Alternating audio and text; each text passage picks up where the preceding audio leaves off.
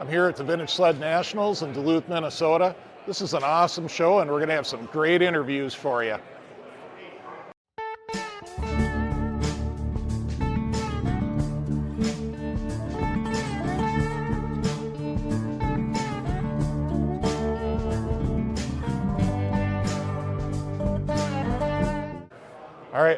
All right, sir, what's your name?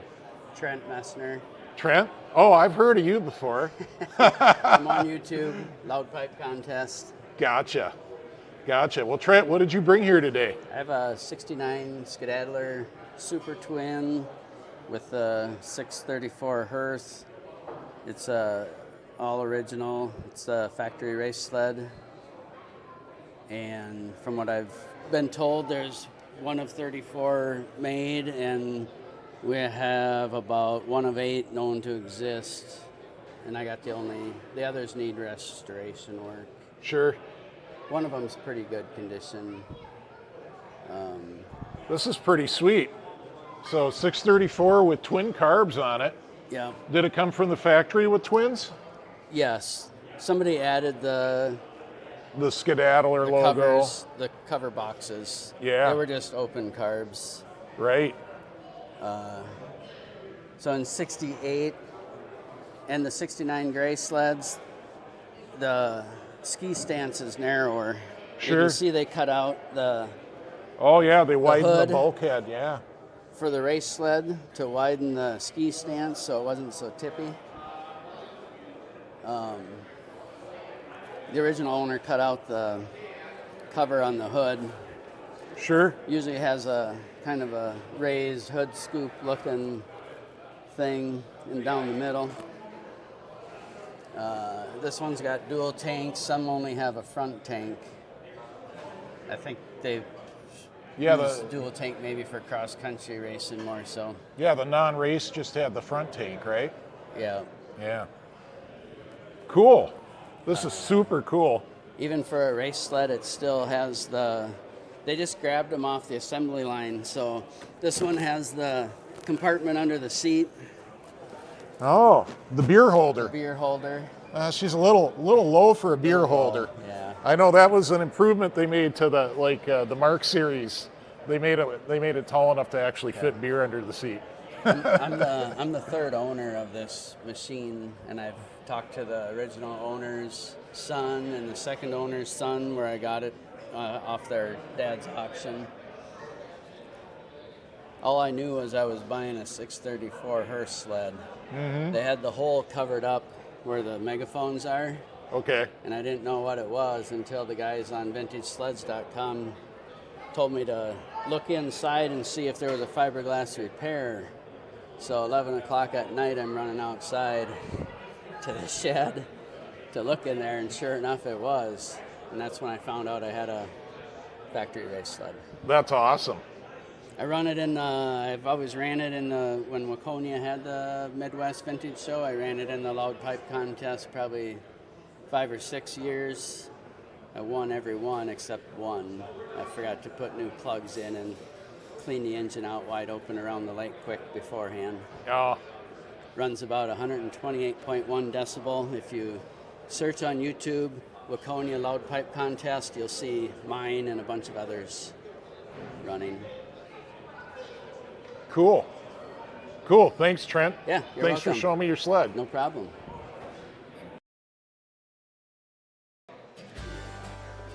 Here we are, first sled when you come in the door, and it's a familiar name. Good old DB Racing, Dan Bishop and Dalen Bishop. Cool sled. Starfire, 72 Starfire. Yeah. How about this? RXL, IFS RXL, Midnight Blue Express, sweet. Bob Elsner's Arctic Cat, not bad. Another one, cool. With this old ski horse, South Dakota. Looks like a Survivor to me. Hose twin engine. Cool.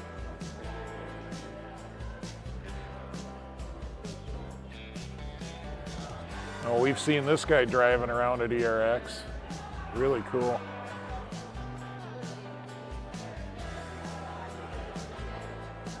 Snowplane, licensed as a snowmobile, as you can see there.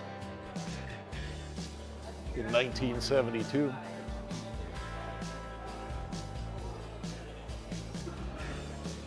Cool old Arctic Cat. What this Elite? My buddy James used to have one of these, and we'd take it for rides. It was real fun to ride. Pretty interesting machines. Twin track.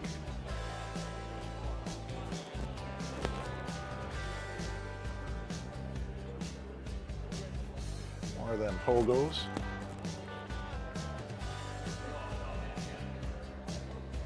.440 Brute, that'd be a liquid triple.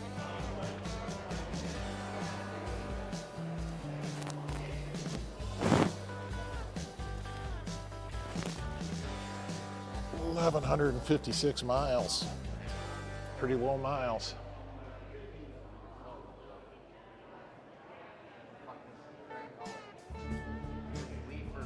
Another Sidewinder. Beautiful 81 6000. I used to ride one of these. Boy, they sure scoot along for a leaf spring sled. What's this? An 84, first year back for Cat after the bankruptcy. Basically the same sled as an 81 with full new graphics.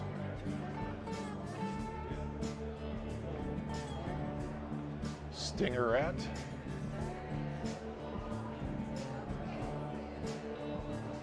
Scorpion snowmobiles from Crosby, Minnesota. Cool. Nice Garou. Oh, these Suzukis are cool. I think I probably showed you this in some other videos, but these Suzukis have a case reed fan-cooled motor in them with twin carbs. So that's why the carbs are down so low. That's a reed cage on there. Cool sled, ahead of its time.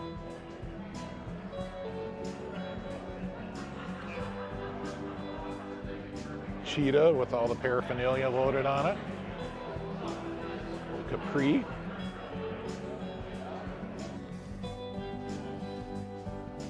All right, how about this? Authentic restoration complete with orange peel and stripe defects. Big old snow traveler. Little fur on the seat. Big twin Onan. Electric start, it says. Cool. Cool old sled.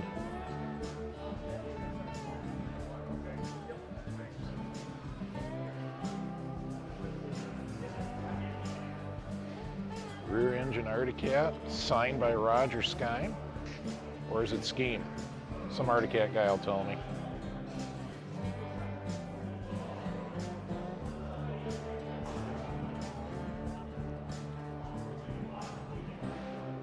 Bosack Power Toboggan. Pretty wild. It's got handlebars. I don't see any skis out the front. They must be tucked underneath. Look at that heavy duty transmission. Holy cow. 2 shift levers. Big Clinton engine. Let's get down here and see. Oh, there they are. The skis are way tucked underneath there. Can't have much front suspension, if any.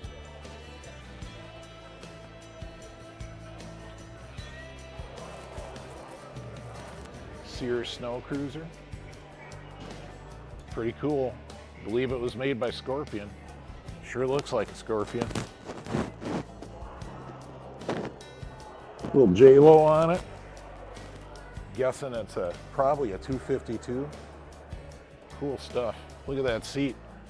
Look at the heat pleated pattern is still in that seat. Very cool. All right, guys, here we are with Valdi. If you've been watching my channel, you should certainly know who Valdi is, or even if you've been watching the old Iron videos or going to Midwest Ride-In. Anyways, if you're into vintage sleds, you probably know Valdi. Valdi, this is a unique creation we got here today. What is this? Yeah, I'm so proud to have this in my stable here. This is a made in Minnesota sled, but it's not a Polaris and it ain't an Arctic Cat. These were made in Eveleth by the Karpik brothers. You know them from the M10 suspension world. In other words, their specialty happens to be suspensions. They decided in the let's say mid 1990s to create a snowmobile of their own. And their expertise was, in fact, in the suspension side. That's the highlight of this machine. Now, you're going to also be seeing some Polaris tones here. They source things like the handlebar, the seat. Quite frankly, the motor is a Polaris. And that was just the basis of this. Now, again, their expertise is in the suspension. Gerard was an absolute whiz at it. These guys had racing provenance and knew what they were doing. So this is a small manufacturer. Like I said, in Eveleth, they were hand assembling these. They had to run a production, year by year run for about 10 years. This would represent their last. It's a 2003. And it is a model called HPO. So it's a blade, by name, and brand is HP, or model, was the HPO. And believe it or not, they're still making hand-building snowmobiles up there in Eveleth. I visited there a couple of years ago, and I saw 6 that they were putting together. In other words, they had such a following that people are coming to them right now and saying, I've got this 850 Skidoo motor, you put it into one of your chassis. I even saw a 4-stroke. One guy wanted a 4-stroke in one of these. Now, Karpiks really were concentrating on mass centralization. That was a sort of a buzzword that everybody's overusing these days, but Karpiks really sort of, I think, led the charge in that regard. Valdi, you want to open the hood and show us Yes. how they did that mass centralization? Yes. So I'm going to flip this up here and have you take a peek at the business end of this sled. Well, now this concentrates, if you will, the weight over the driver, and this thing rides great. This thing will hit the ditches very hard. Now again, this motor says Polaris. It's an 800.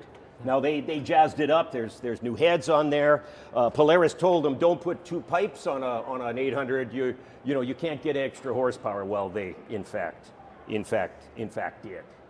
So this thing has as its power plant this Polaris equipment.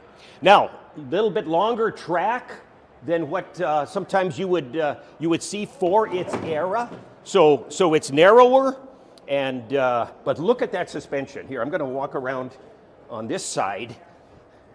M16.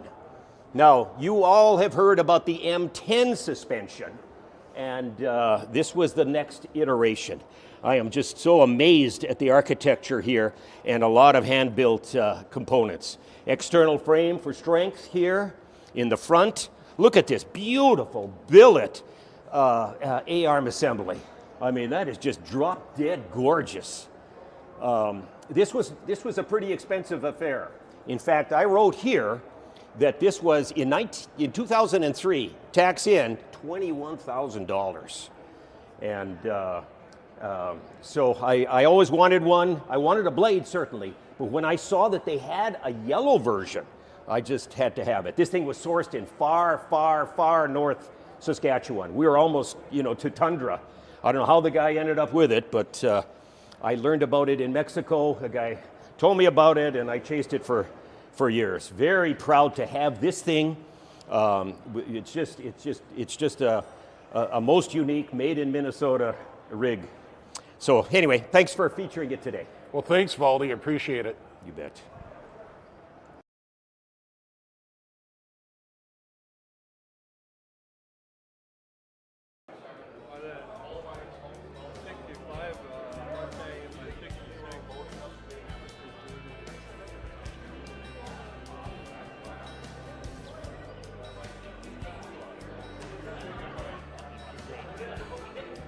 Hey, Jim.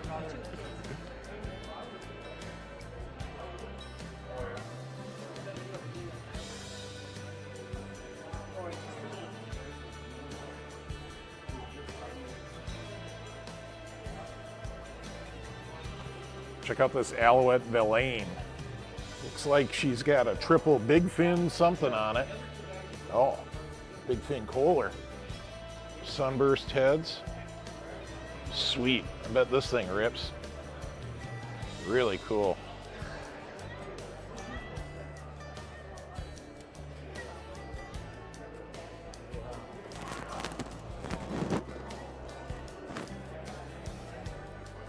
Fox spoiler 760. That's cool. 4-cylinder King Cat. Wow. Skedaddler. You guys know I love skedaddlers. This is probably a little older than I typically go for, but it's pretty cool.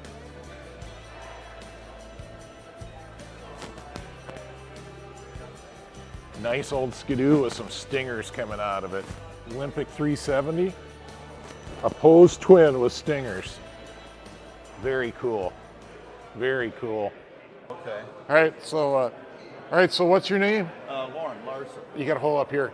Lorne Larson. Lauren, tell me about your 82 SRX. Yeah. So a few years back, I purchased this from. Well, it was kind of a combination between a fellow out of Alaska and John Bertolino out of Chicago, and we made a joint deal to. It was in rough shape when we got it. It originally comes from Eureka, Alaska. Yeah. Used as a test machine back in 1982. Of course, blew up the engine because that's what they did. Yeah. And this is the year that Yamaha took them off the market. So we brought it down to Chicago, and John Bertolino restored it. And it is all. It is one of the very few with the serial number still in the chassis. No kidding. Because there's a few that.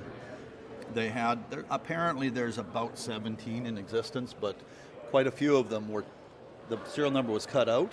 Yeah. And then used as demos for the 83 VMAX 540. Okay. And so this is not one of them. This is an original with the serial number. This is one of the recalled units that snuck through? Yeah, this snuck through, right. Yeah. And John did a beautiful job of restoring. Wow. Everything is matching numbered. Yeah, all brand new. You know, professionally done engine. The engine has still never been started, so it's brand new. Yeah, it's quite a interesting piece of history that we never had the chance to, as most consumers, to enjoy the sleds. But everybody that drove these were quite impressed with the performance and whatnot until they blew up. Well, I've heard all about them. My buddy Dave Howe had one. Okay. And they saw it in his brother's dealership. Yamaha came through and they took it. Oh, yeah. According to Dave. Okay. So, yeah, he's told me all about these. Dave might have even wrote it. He used to ride for Yamaha back then. Okay. So, yeah. But yeah, it's a cool collection. It is. It's really rare. Cool You don't see those very much. No. And we've had some of the, because I have quite a large collection back up in Alberta. And we have some of the old dealers come by and they literally drool all over it because they never had the chance to sell them, right? Right. So, Right. But yeah. So anyway, that's the story on that. Cool. Thanks for telling us about your sled. Thank you very much.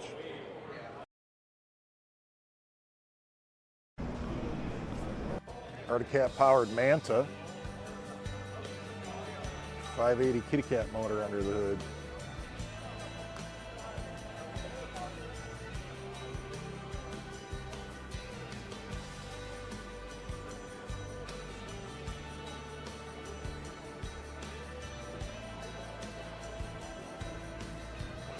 Oh boy.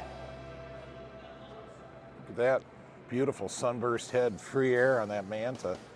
Not sure how to get enough airflow back there, but man, it's pretty.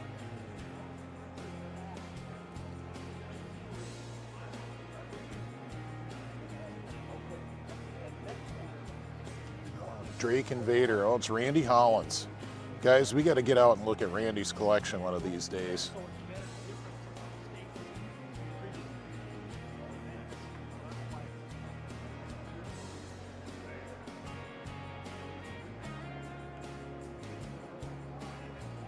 Decker prepped Sonic LC. Cool.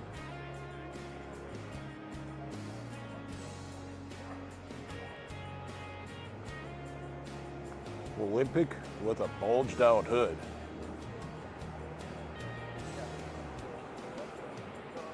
Creative fiberglass work to kind of cover the pipes there.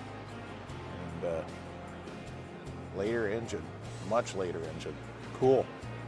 Cool mod sled. We got a little rat rod rup. I like the gunny sack burlap bag for potatoes over the seat. Kawasaki Shark clone. Does not have 5 cylinders though. Similar, this is, if you go back and look at the videos of Paul Groth's 5-cylinder sled that he built, this was essentially what he started with.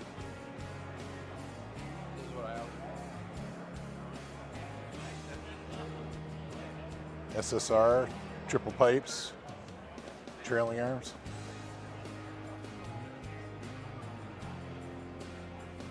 That's pretty cool, pretty wild. Another Arctic, autographed by Roger Skine. Cool sled.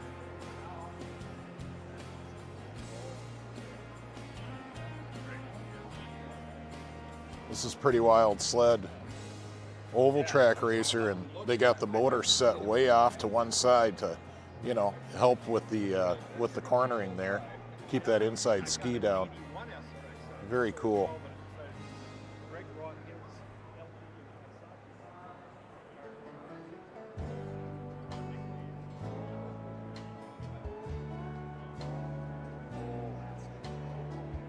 Nice 79 TXC.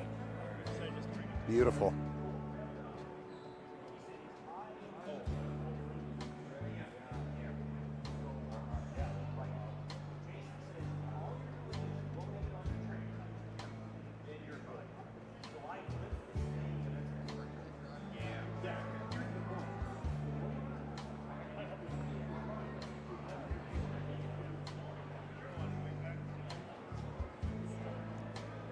'77 TXL 340.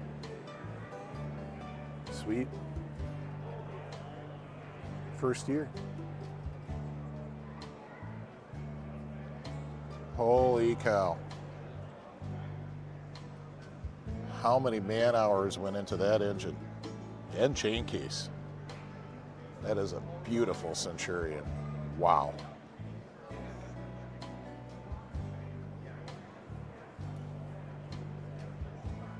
See what we got going on here. Resto mod. Looks like it's got a monoblock XLT engine under the hood in this Centurion. Also very cool.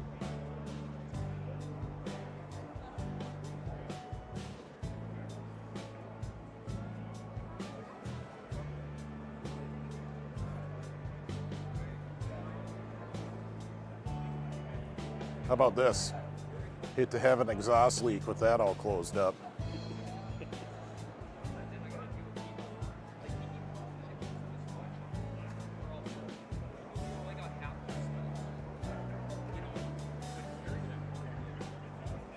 All right, this is similar to my Slowjet Snowjet, and for everybody that said my Snowjet's a 1970,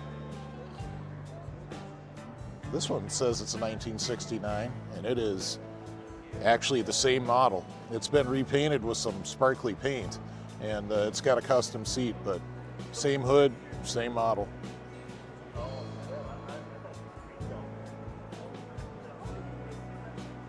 Fun.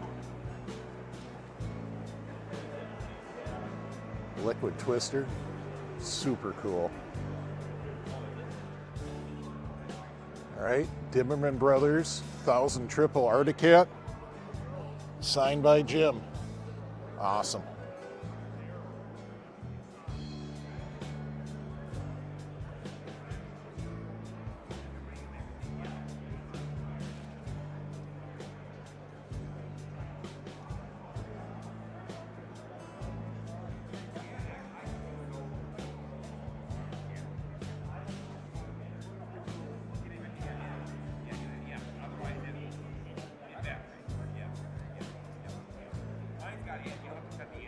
John Deere liquidated.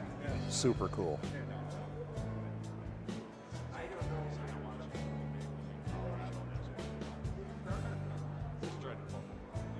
Bunch of Massies, cool sleds. So if you couldn't tell, this one was actually based on a Brute. And by that time, I believe they were building them all in the Articat factory.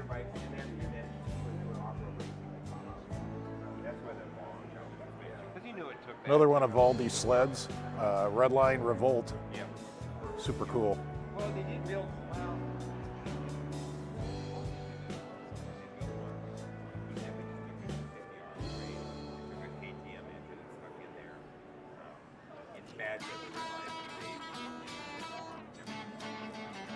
V-twin Redline, couple of them. Pretty cool.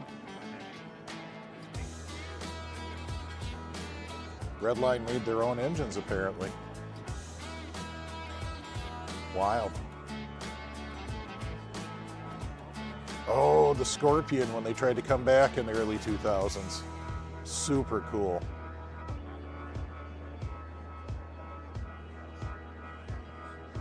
Another blade.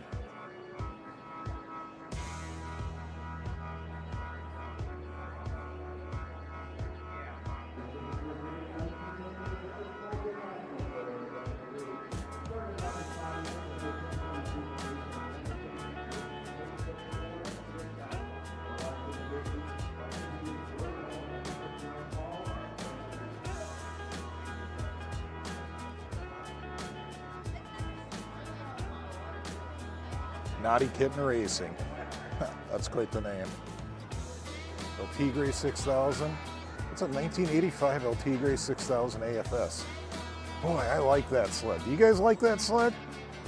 I think I'd like to own one of those. What do you guys think? Do you want to see one of these 1985 El Tigre 6000s? You want to see one on the channel? It might happen. Boy, I like that. The brown with the gold stripes, super cool.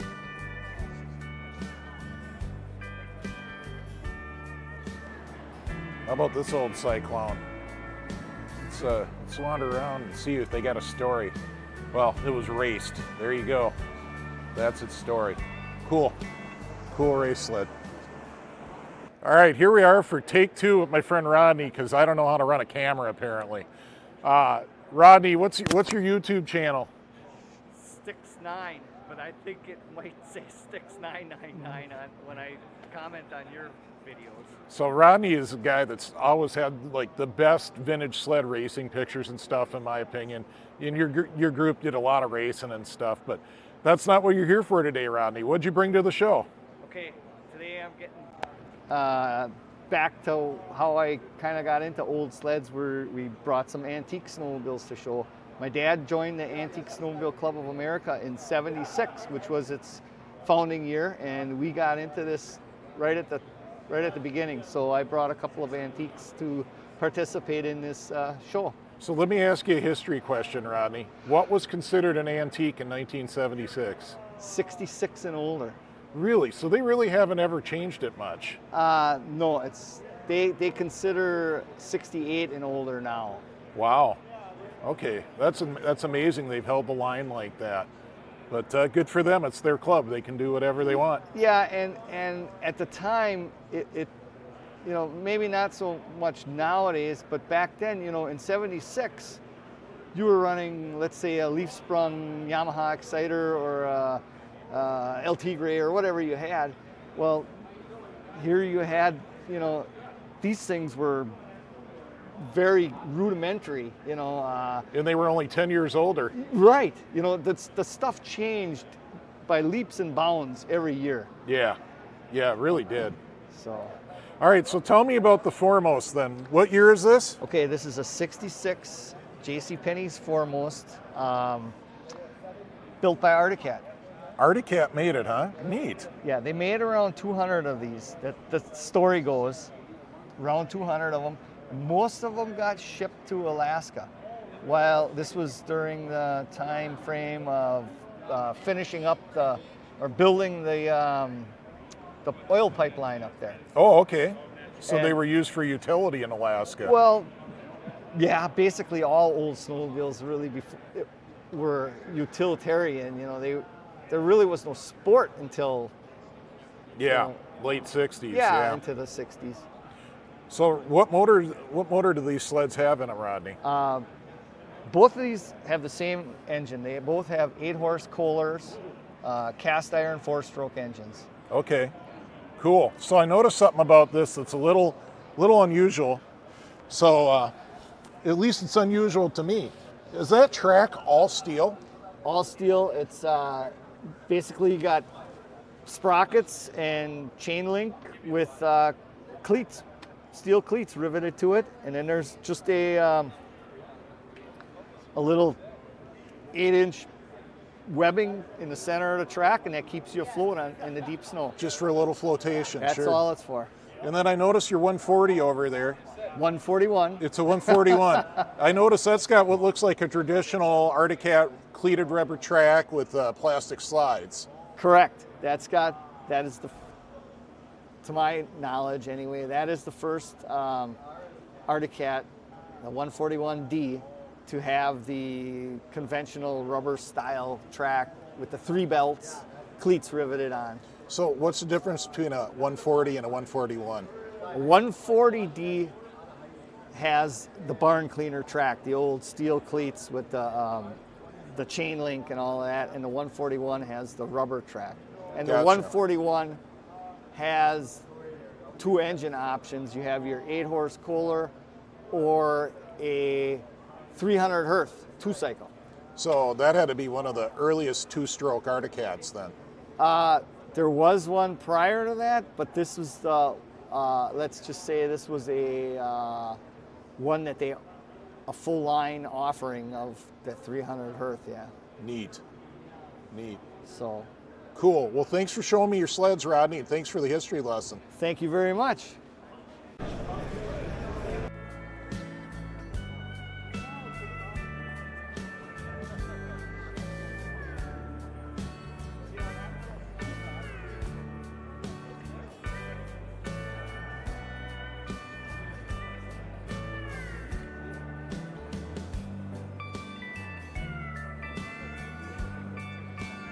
A Luger snowmobile. Holy cow. She got the old Kohler with the rain catcher carb setup. Always nice when you find one that isn't rusted solid from, well, catching rain in the carb.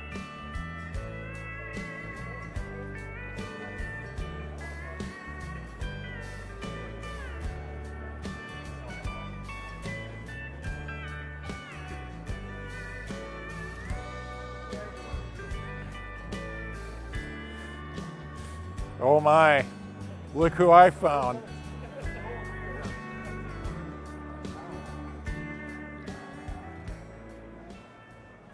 So, yeah. folks, I'll give you an introduction. This is somebody that's known me for over 50 years, and somehow we're still friends. Yeah.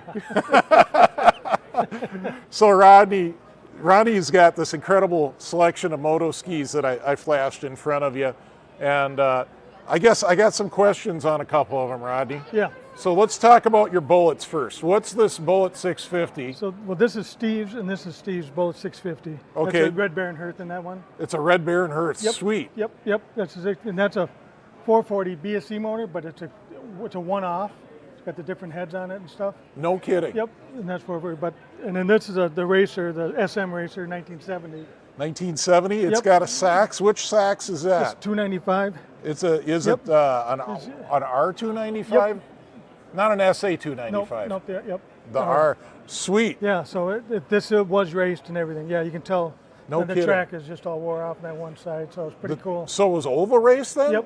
Yep. all Really? those, yeah. Do you have any history on it, like Eagle River, or was it local? No, I haven't sent that in. Okay. So I got to send that to you. Whatever. get 'Cause that sent in, yeah. I know where we grew up, there was a bunch of oval tracks back in the day. Yep, we had them right there, Stankies. And, Yep. Yep, all that, yeah. Yep. So it could have been any of those local to us tracks. Yes. Gallagher's had one over Yep. by Cedar. Yep. So yeah, cool. Then you get that motor skeeter in back there, which is Yeah. They made 4 different versions of them: a 650, 550, 450, and a 350. No kidding. So I just have to find the 450 now. Really? Yeah. And what's the 650? It certainly wasn't 650cc. No, that's just the 650. Yeah, that's what they named them. That's just a name. And just has a different chrome package or painted fenders and just different stuff. So, Cool. And the 350 and the 450 are smaller versions. Gotcha. So it's got the center spring in the back of the seat. So Oh, okay. yeah. Okay. Yeah, and then you just got your 84 Sonic, Yep. and then the last year motor ski was 85. Oh, it was a shame when they quit doing it, but they had a leaf spring right to the end, huh? Yeah, yep, that's the last one in 85. I know they made some IFS in there too. Didn't they sneak in like an MX, like a Skidoo MX? That would be Skidoo's version. Yep. Yeah. Yep. But yeah, so The Mirage. What motor's in the Mirage? just that 377 Oh, Motex. the 377. Yep. That's Just a says- great motor. Yeah. Yep. So yep. Cool. Yeah. So it's pretty cool. Cool. Look at the memorabilia. Look But at yeah. I got to get back here and show them this. The gas tank. Yeah, the Moto ski gas can. I've never seen one of those before. Yeah, it's kind of neat. And the You know, and you got the bags and stuff. And the I-500 there. Yep. So if I ever tell a story about my friend that the I-500 went through the ditch in front of his house. yeah, we had them run right by our house. That was fun. Yeah. With Dad, we stayed home from school, and they just went right by us. You guys got to stay home from Yes. school. I had to go to school, and they went right by the school, and the teacher wouldn't even let us out of class to go watch. Yes. Yeah. So we heard them go by, but Yeah, it was fun. Rodney it was, got to watch them. It was a good time. Yeah. Yes. That's super cool. Yep. Yeah. So yeah, Cool. it's a good time. You meet great people in this hobby. So Yeah. Yeah. It's a great hobby. Yep. Well, thanks, Rodney. yep. Ooh, it's a snow coupe. These snow coupes sit on a Polaris Voyager chassis. Kind of see a little Polaris poking out there with the Polaris bumper and like the extrusion that for the bottom of the hood there. But 30-inch wide track. Cool stuff. We got a winter camping display here. Check out the old cat. Pulling a little trailer you could camp in, or maybe you'd fish from it, sit on it and fish right there. Early clamshell, pretty cool. And then how about this? It's a full-on pop-up camper, and you get a little pop-up enclosure to keep you warm in your sled there. I imagine the motor being in there would keep you quite warm, but you'd sure want to make sure you don't have any exhaust leaks. That'd be a great way to get asphyxiated. Then again, I don't know if that really sealed up well enough. You know, it probably got a lot of air through it, but pretty cool. Some Snow Pro stuff here. Cool moto ski. We got Bunky's RXL. Sweet. Sweet. And we got a Wall Brothers special. Very cool.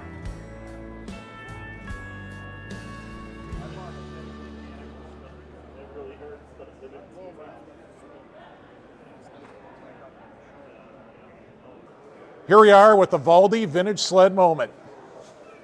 This is most unique. We found this in the corner.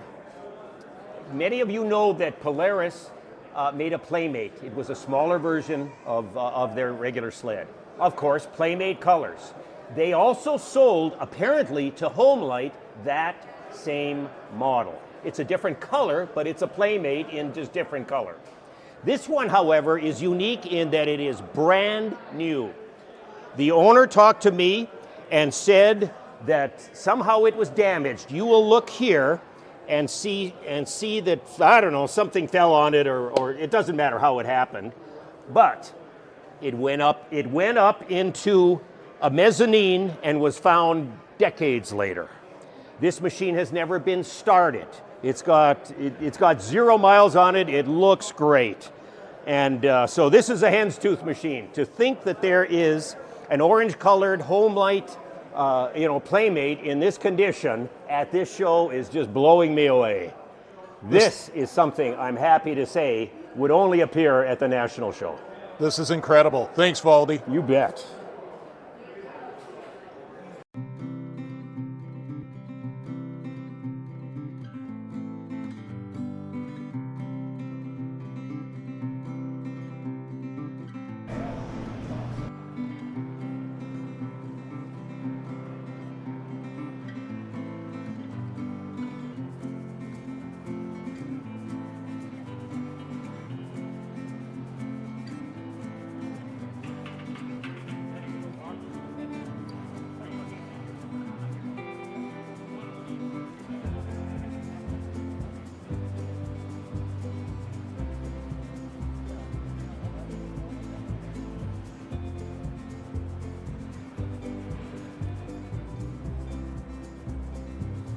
sled covers.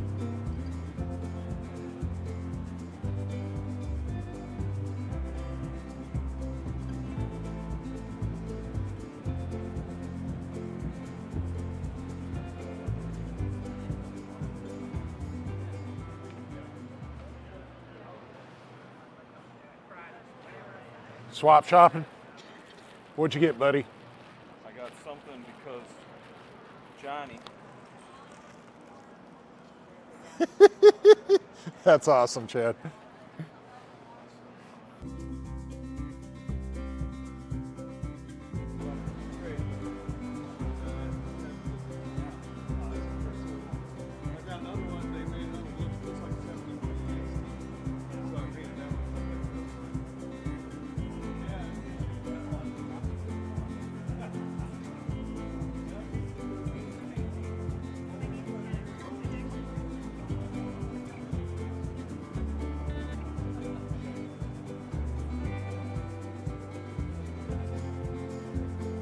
Must be clutch bolts.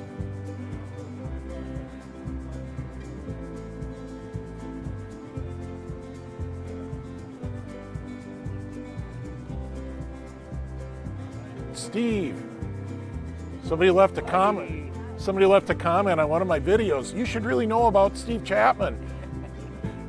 And you tell him he's already on your video. That's what I said. You Yeah. can go back and look at the Eagle, or not the Eagle River, the St. Germain video. Your main video. Yep. Yeah. There you go. I'm doing okay. Good. Good, good. So far, so good.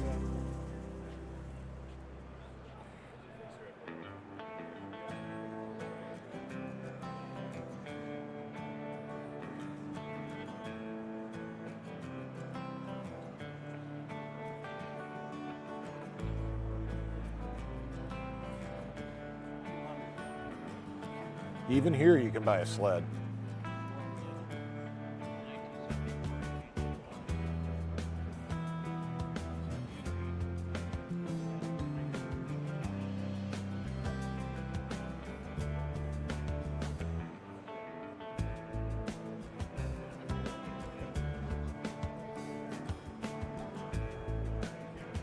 Cool clocks.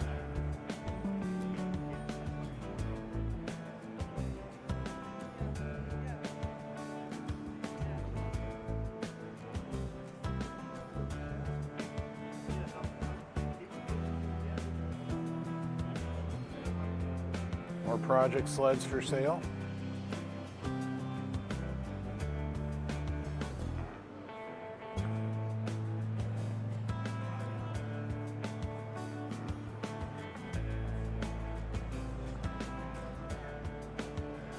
.650 Wildcat. Cool old graphics from back in the day on the hood.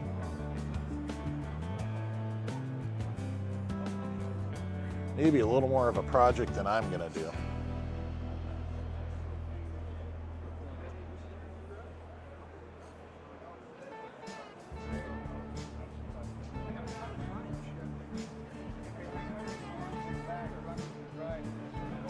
'68 Alouette GT runs. Sweet. Big OMC wankle there. Looks like you got little socks hidden behind it. Cool stuff at the swap.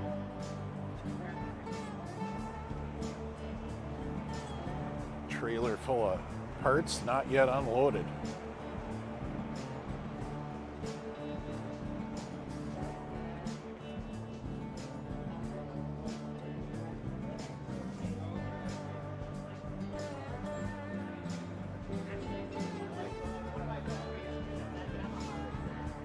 XCR 800 Fuji triple with exhaust valves and triple pipes. These things scooted.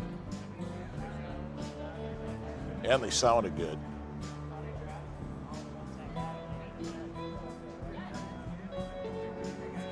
Wouldn't mind owning one of these, but did not bring a pile of cash or a trailer. Definitely didn't bring that much cash. Here's a what's it? You know what this is? Cut out of a dog or something.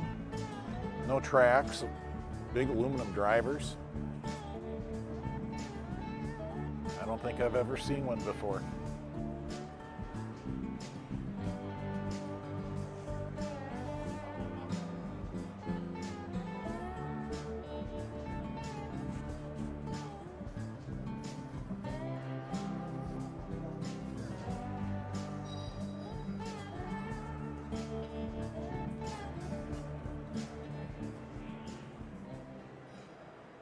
Well, that's going to do it for the Vintage Sled Nationals. I'm exhausted. That lower room, not the one I'm in right now, was very hot. Luckily, Valdi brought some refreshments. So big thanks to the patrons. We really appreciate your support of the channel. And for those who don't know, the patrons kick in a little donation every month, you know, $5 or $10, and it gets their name up on the screen, which you can see right now. And they get to watch all the videos early and ad-free on the Patreon app. So huge thanks, guys. Everybody else, if you made it this far in the video, well, you know you like what I'm doing, so hit subscribe so you don't miss any more in the future. We'll see you on the trails.